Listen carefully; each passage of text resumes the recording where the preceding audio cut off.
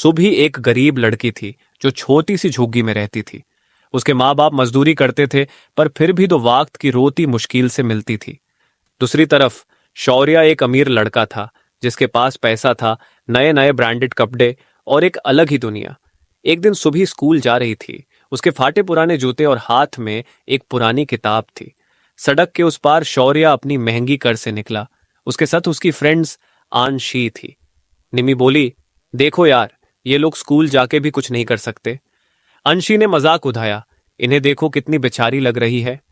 सुभी ने सब सुना पर चुप रही। उसने सिर्फ एक बार अपनी किताब को जोर से पकड़ा और बिना कुछ बोले आगे बढ़ गई।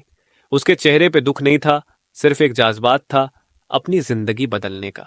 सुभी एक गरीब लड़की थी, पर उसने अपनी जिंदगी बदल दी। मेहनत और स्ट्रगल के बाद आज वो एक सक्सेसफुल बिजनेस वुमन बन चुकी थी। पर जिसे दुनिया कभी अमीर और पावरफुल मानता था, शौर्य उसकी दुनिया लुट चुकी थी। उसके पापा का बिजनेस डूब गया, पैसा खत्म, दोस्त भी उसे दूर चले गए।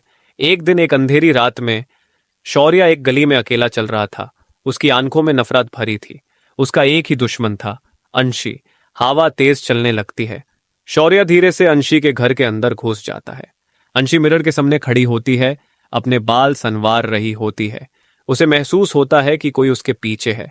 जैसे ही अंशी मिरर में देखती है, शौर्य उसके बिल्कुल पीछे खड़ा होता है। अंशी तेज चीखती है, अंशी, शौर्य, ये क्या कर रहा है तू? शौर्य गुस्से में, तू मुझे धोखा दे सकती है पर अपनी मौत से नहीं बच सकती। वो एक छुरा निकालता है और अंशी पे वार करता है, लेकिन तेज हवा चलती है, एक चीज गिरने की आवाज आती है और लाइट्स फ्लिकर होने लगती है। सडनली एक अनजान ताकत शौर्य को पीछे खींच लेती है। शौर्य हवा में उछलता है और जोर से दीवार से टकरा जाता है। बैकग्राउंड पैरानॉर्मल साउंड, विस्पर्स सुनाई देते हैं। अंशी दर के कॉर्नर में चिपक जाती है। उसकी आंखों में आंसू होते हैं। तभी एक ब्लैक शैडो वहां से गुजरती है। शौर्य का चेहरा एकदम सेफ्ट पड़ जाता है। शौर्य डरते हुए, ये क्या है? कोई बचाओ। एक भयानक हंसी सुनाई देती है और फिर एक आवाज आती है, दुनिया गोल है शौर्य। यह आवाज सुभी की थी, पर उसके टोन में एक अजीब सी डार्कनेस थी। शौर्य का दिल तेज धड़क रहा था। वो हिल भी नहीं पा रहा था। अंशी जकर सुभी को सब बता देती है।